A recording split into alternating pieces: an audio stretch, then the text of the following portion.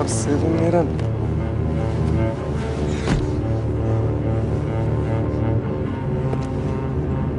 Љубовта ќе го спаси светот. Супер се да него треба спасување.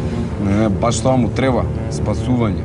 Инспирацијата за филмот беше убиството што се случи во 2012 во Смилковско езеро. Што еве точно кој аспект ве инспирираше и зошто? Па најповеќе што не инспирираше, посебно Теона, е губењето на млади животи. Како во едно општество за делот од еден момент може да се изгубат неколку млади животи. И она што нас ни беше интересно е не од аспект само на Македонија и од аспект на средината во која живееме, бидејќи сме сведоци дека живееме во едно многу насилно време на секаде низ светот, дека тероризмот се повеќе преовладува, дека седејќи во кафич во Париз на вечера следниот момент твојот живот може да биде загрозен. Значи тоа е аспект на насилството и на недолжното загубување на нечив живот беше иницијалната капсула за она што сакавме да раскажеме и со оваа тема да се занимаваме во овој филм. Луѓе, многу сум среќен. Шо кажа?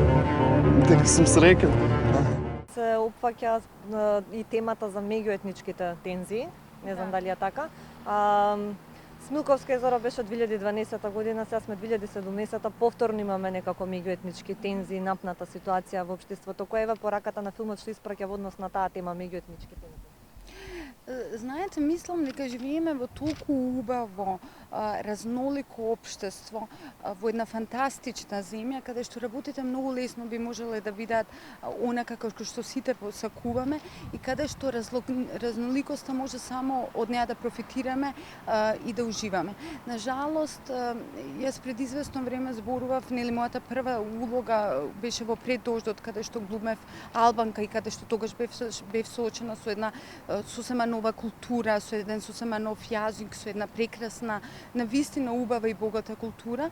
И тој филм тогаш зборуваше за сето ова што се случува денеска. На жалост, работите 20 години во Македонија не се променети. На жалост, секогаш кога е потребен некаков конфликт, тие меѓуетничкиот конфликт е прв за да се направи некаква политичка криза. Се надевам дека тоа ќе го израснеме, се надевам дека тоа ќе го прераснеме, се надевам дека ќе бидеме попаметни од сите оние и од нас самите и дека ќе можеме навистина оваа држава мала и убава да искористиме и да живееме онака како што сакаме, а не се повеќе да гледаме дека млади луѓе сакаат да избегаат од неа и да живеат некаде другаде.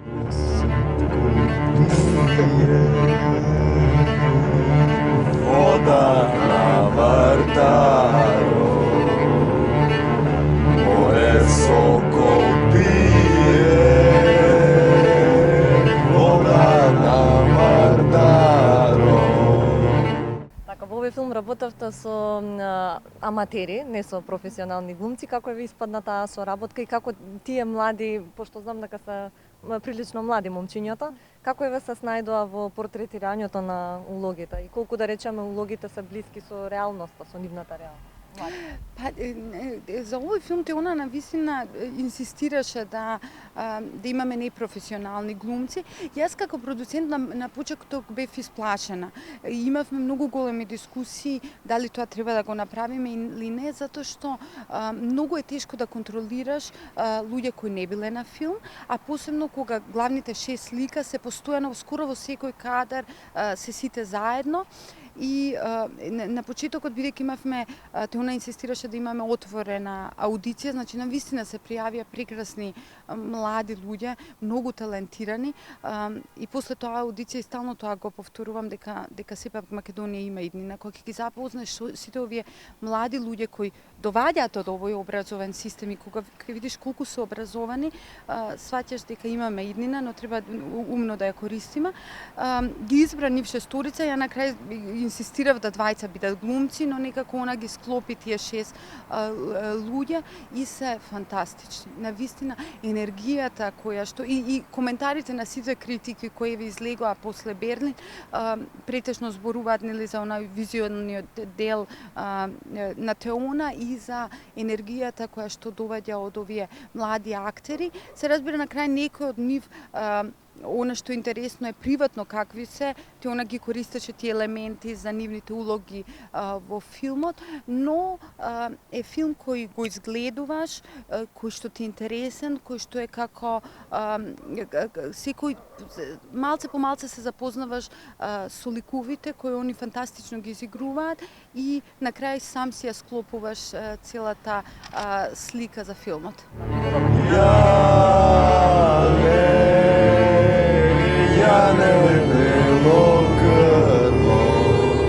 Бевте и на Берлинале, ева како поминавте таму да ни раскажете? Фантастично. Мислам дека е огромен успех за овој филм и огромен успех за македонската кинематографија, затоа што нажалост не многу често имаме филмови имаме квалитетна кинематографија кои успееваат да влезат на Кан, Берлин или Венеција, на кои сите посакуваме. Огромна е конкуренцијата, над 13.000 филма од целиот свет се борат за еве во Панорама за тие 24 места, така да навистина самото тоа да се биде поканет на Берлинале во Панорама Спешал беше огромен успех и неверојатен старт за нашиот филм. Берлин е уникатен по тоа што ние имавме 9 проекции на Берлинскиот фестивал, сите беа исполнети до крајното место и на пример на премиерата во сала од 700 седишта, политиката на Берлин е дека ти даваат само 20 карти. Сите останати карти одат на продажба. Така да таму на вистина се соочуваш со твојата публика. После секоја проекција имаш прашање и разговори со публиката кои што се фантастични затоа што ќе видиш како еден од Аргентина размислува и како го гледа твојот филм, еден од Берлин, еден од Стокхолм и мислам дека подобра презентација за самиот филм, за самите автори и за самата земја нема од колку да си присутен на еден од овие 3 големи фестивали. Кај дел од публиката, не знам дали ќе се согласите и мислам и кај граѓаните, кај македонците има впечаток дека многу претежно филмовите што се прават кај нас се со многу мрачни, многу тешки теми, сериозни прашања. Што мислите ве зошто е тоа таков впечатокот и дали да речеме тоа има врска и со тоа што авторите нели живеат да речеме во општество како што е македонското, во средината во која што живеат, колку тоа има врска?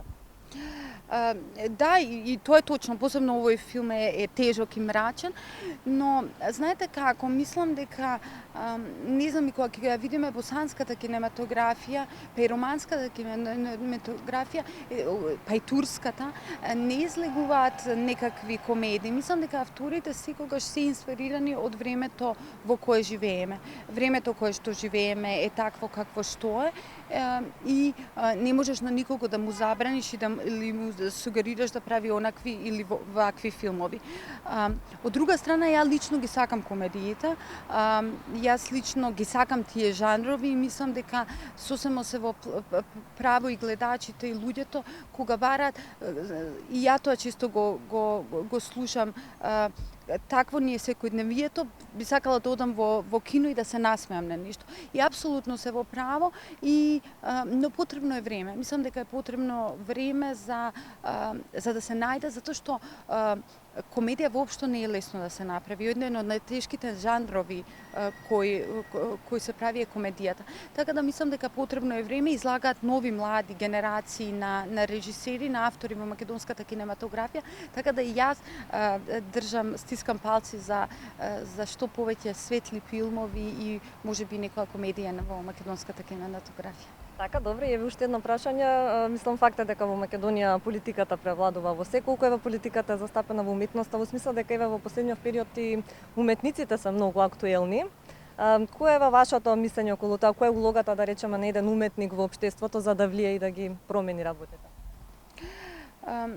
Јас лично мислам дека ние со своите дела сме тука да менуваме работи. Јас никогаш не сум се согласувала дека политиката и културата и уметноста треба да се заедно, но тоа е мој личен став. Мислам дека ние уметниците имаме совршена работа каде што создаваме дела во кои зборуваме за темите кои не интересираат и мислам дека како уметници сме должни тоа да го правиме на некој начин, но ги имаме своите дела да тоа го покажеме. Нажалост во Македонија во последно време многу работи се испомеша и мислам дека ни се случува она најлошото што можеше да ни се случи, посебно кога културните работници и уметници почнуваат да се мешаат во политика и обратно. Но се надевам дека работите ќе се средат и тие две работи ќе се одвојат. Политичарите се тука за нас, да го слушаат народот и да не водат. Уметниците тука се за нас, за да повторно за народот, за да им го прави животот поубав. Така да секогаш, секаде биле одвоени и треба да се одвоени и тоа треба да се почитува. За да имаме добра уметност, мора уметноста да е одвоено од политиката. Тоа е ултиматум доколку сакаме да имаме добра уметност. Така, кога македонската публика ќе може да го види? Јас се надевам дека се уште сме во преговори со некои македонски фестивали, но се надевам дека набрзо, во следните неколку месеци ќе можеме да излеземе со податоци за кога ќе биде македонската публика. Јане,